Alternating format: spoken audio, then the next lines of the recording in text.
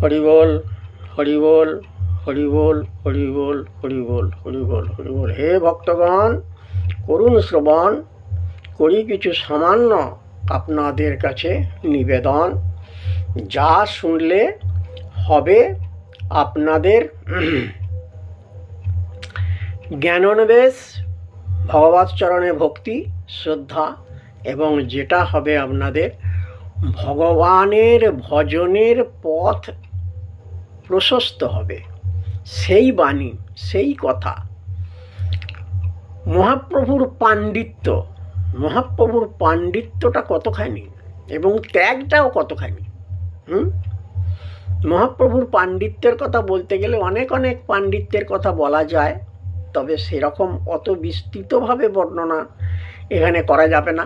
কেন না, এখানে তো জায়গা তো খুব শর্ট, অল্প জায়গার ভেতরেতে সেই বাণীগুলো তো সব কথা বলা যাবে না।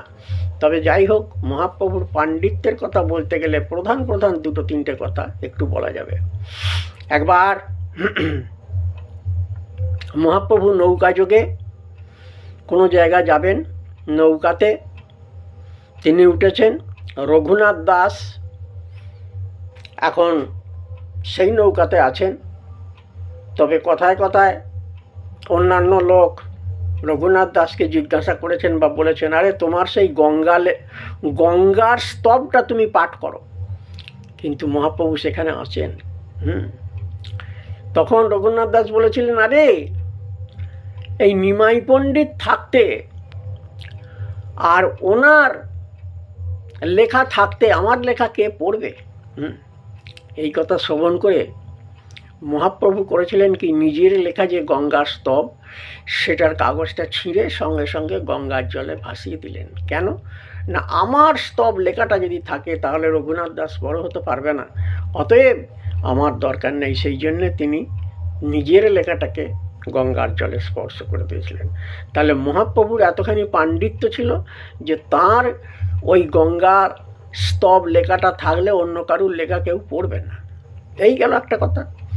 দ্বিতীয়ত কথা হচ্ছে কি, কেশব কাশ্মীরিকে তিনি অতিরিক্ত পণ্ডিত, সমস্ত পৃথিবী জয় করে করে আসছেন।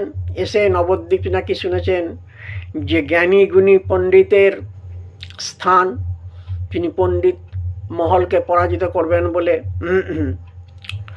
নবদ্বীপে এসেছেন।